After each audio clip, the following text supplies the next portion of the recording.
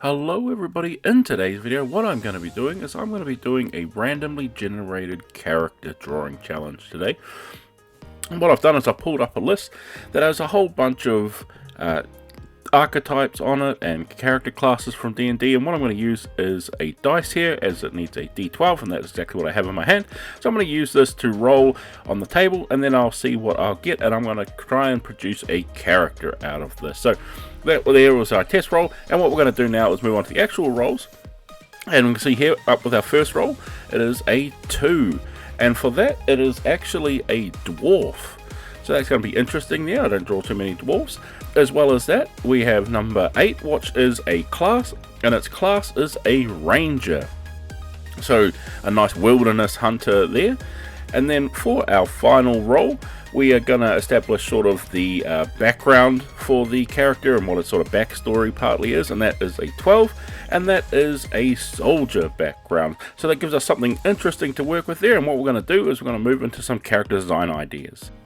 Okay, so now we have our rolls down. What I'm going to do is I'm going to quickly sort of sketch out some rough concept ideas, and I want to pick one of these to come up with. So first thing that comes to mind, so sort of I want to come out with like 5 or 6 ideas, something like that, and I'm going to pick either a combination of them or one that really sticks out to me for what I want to do for this character design here. But these are very, very rough sketches. I'm not worried about any sort of detail, but what the main thing I am sort of actually worrying about while drawing this is the sort of weapon they'll be using and that sort of thing. So you can see here the very first one I drew, give it having 2 axes. The next one's got a crossbow, and then I'm going with a traditional, long bow here. So just coming up with a whole bunch of ideas here, just jotting them down, just everything I can think of when the first thing that pops into my head when ranger sort of comes up, and that's the man out in the wilderness and sort of surviving off the land, that sort of thing. But I got to remember that, I got to keep that in mind, that he is also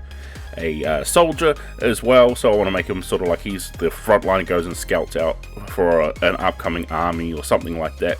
So I'm just keeping in all sorts of mind, and since I also play D&D as well, I know a lot of archetypes of Dungeons & Dragons. As well as that, I also know what weapons they can wield and things like that, so I'm sort of sticking pretty close to that. And sort of since I'm using a Dungeons & Dragons random character generator for me, so I want to try and stick to that itself. So just coming up with a whole bunch of ideas and seeing what's sort of popping out to me. Okay, so now I've come up with 6 major sketches that I want and have these ideas sort of planned out for me. What I'm going to do is I'm going to pick one, and the first one that I quickly sketch out, I think is the one that's appealing most to me. But I think what I'm going to do is I'm going to add a little bit from a couple of others. So I think what I'm going to do is I'm going to give him a sword from one over here, as well as a long bow on his back, so he feels far more ranger-like. And I'm going to use sort of the basis with the one here that's wielding the axe. So what we're going to do now is I'm going to put all these ideas together and come up with a draft sketch, this first pass, and what I want to do, and see if that comes out to how I want the final piece to be. So now I have all these ideas in my head. I'm now going to come in with a sketch of the piece. Now, this isn't going to be my final piece. I was thinking about making it my final piece, but what I actually wanted to do is put a little bit more effort into it, and I'm going to do a full color illustration here. So this here ends up by not being the final step. Plus, I'm also happy that it wasn't, because I think the one in the end fit the themes and stuff a little bit more than this one here did.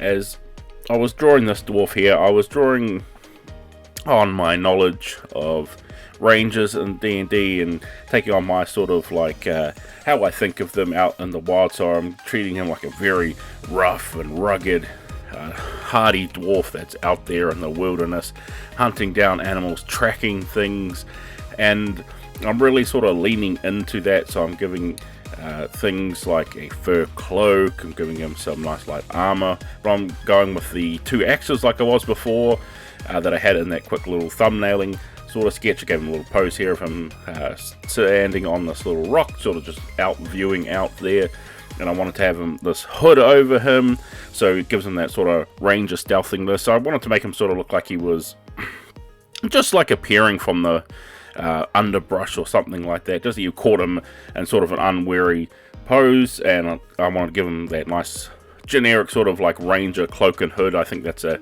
good look for establishing a ranger. I wanted to sort of give off the vibes that this guy is a ranger, just at a straight glance, going for those sort of archetypes. I don't sort of sketch rangers very often or anything, but I wanted to go with what I was sort of first thinking of and coming up with this sketch here. And this is what's leading into this sort of final piece here, but what I wanted to do was lead into an actual full-on colored illustration. So what I ended up by doing was drawing the piece over again, with hopefully a little bit more thought planned out into the whole entire piece. So what we're going to do now is we're going to move on to that final sketch that I'm going to be coloring in. So here we are with the final piece of the drawing fully completed, and now I'm going to come in and color it as we're talking here. So a couple of things I decided to change, some of them pretty drastic, as you can see by his whole entire sort of outfit and his pose. Very much completely different from the first original sketch that I was doing there, apart from sort of the cape, I guess, and the hood. So my whole thing was, while I was drawing in that first sketch, like I said, I was very much going for the very generic, and what I was thinking at first as ranger popped into my head, and I was thinking dwarf and that sort of thing. Just all these first ideas coming to the forefront of my head as I'm sketching this thing, and I gave him a fur hood and like studded leather parts on his armor, giving him the dual-wielded axe because I drew that on the thumbnail sketching days. So coming up with all of those, I sort of stepped back for a little while. I believe I had some lunch, came back to the piece after it, and I was just looking over again at the prompts that I got once more, and I had them there. I had dwarf, I had ranger, and I had soldier, and the one part that wasn't sort of clicking for me was the soldier part of it, as he seemed very much the very rough, rugged ranger that I was going for, but it wasn't giving off a soldier. And since I was sort of planning that as his background, that's what I rolled, as I wanted to be scout for either a ranging party or the lead scout of an army. So he's got to be a little bit more nimble, things like that, and he's not so much the rough and rugged tumble guy that you're thinking about as a ranger, as he is part of this army, so he would have sort of a uniform. So I decided to, as you can see here, give him a little bit more of like a standard issue uniform, nothing too fancy, nothing too crazy, but it still lets him do what he needs to do. He's got his boots, he's got a cape with a hood on it, this cloak, he's got some nice earthy colors in him, but overall sort of a plainer look. But you can still tell he is a ranger because he has a variety of weapons at his disposal. He's still got that long bow if he sees a person from long range. He's got close up fighting with his sword there, which I think that would be sort of like a standard issue thing if he was deployed into the military. They'd give him a sword for fighting out in the field. And as well as that, he's got an axe, which I think could be just a versatile tool for him to use out in the field. So I think that just gave off the vibe all just a little bit more, and that you sort of get the sense that he is a military man and he is part of a ranging party that is to go and scout for, the front of the war effort, something sort of like that. And that's, I think, conveyed the whole idea behind the random drawing prompt that little bit better and give it a little bit more personality. As well as that too, I also switched up the pose. I was going for like him calling off to the entire army in the distance or something, saying that he's silently found people up ahead by just raising up his sword, standing in this pose.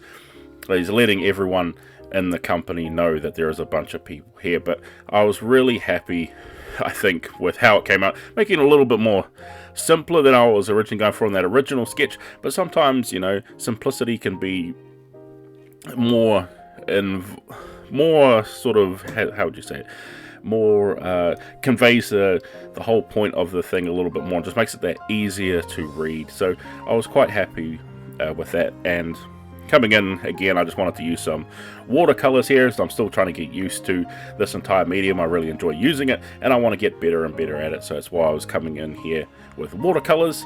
I want to still, you know, enhance those skills. So hopefully, even just over my few videos I've done using watercolors, hopefully you can see some sort of improvement there. I'm not sure if I have or not.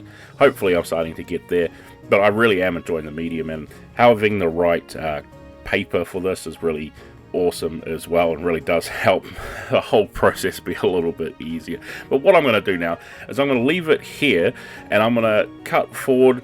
I'm going to go into some glamour shots of our ranger, dwarven ranger here, and we're going to see him there. I'm going to do a little background and everything just to enhance that picture a little bit more.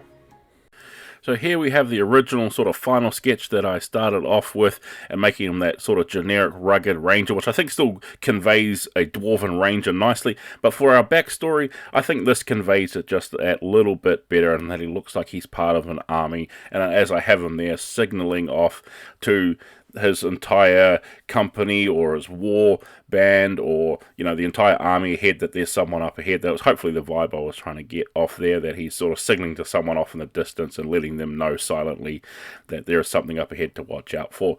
But one thing you guys could actually do is you could come up with a name for this character for me. That would be really awesome. Give me some nice dwarven names for this dwarven ranger who's been part of the military and is, you know, the guy who comes in and scouts out for his band or for his entire like platoon, something like that. I think that would be really cool to hear some of your guys' names for this character. I didn't come up with one.